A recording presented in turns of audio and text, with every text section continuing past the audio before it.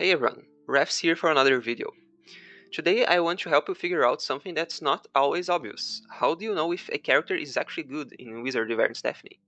In this video, I will do my best to teach you how to evaluate characters on your own, so even if there's no tier list available, you'll still have an idea of how good they are. Let's start talking about Rarity. Characters come in rarities from 1 to 3 stars, or legendary, named, and generic. Higher rarity usually means better, but do not underestimate lower rarity adventurers. They can be surprisingly good, especially when fully invested. Legendary and named adventures have two skills, one inheritable, that is unique for legendaries and usually an active skill, and one passive.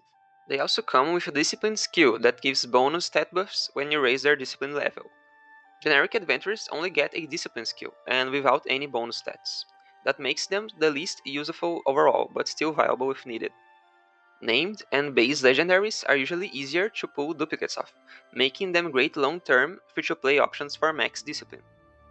Meanwhile, limited time legendaries are the hardest to obtain, but their powerful skill sets usually justify the effort. Now let's talk about stats. Each character has 7 main stats: Strength, IQ, Piety, Vitality, Speed, Dexterity, and Luck. You want to match each class with the stats that benefit it most. For example, always consider investing bonus points in the class main stat.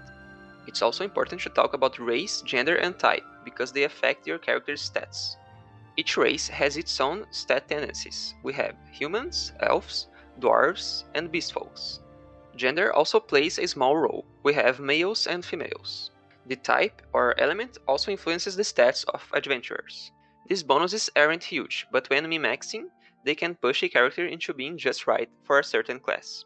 This is most noticeable when optimizing DPS roles like mages. So when evaluating a character, always consider if their race and gender boost the stats that matter for the class. Now let's talk about what really defines a character, their skills. Look out for characters that can provide utility for the whole party with their skills, not only damage. Some good examples for this are Lana Vale and Alice. Another important factor is the adventurer's alignment. Since Lana Vale and Alice boosts good and evil roles, respectively, you may want to keep an eye on that. Also, check the usefulness of discipline skills, especially for named characters. Some examples are action speed for everyone, attack power for physical dealers, and magic power for mages. This will be important since you will be getting a lot of copies of them. Now, let's put everything together. When analyzing a character, what really matters is how well their stats, skills, and traits align with their intended role. Here's a simple step-by-step process you can follow. Check their race and gender. Do their natural stat tendencies support the character's class? This isn't a deal breaker, but it can make a big difference, especially when min-maxing. Check the alignment. Particularly important if you are running buffers like Lana Vale or Alice, as alignment synergy can boost performance.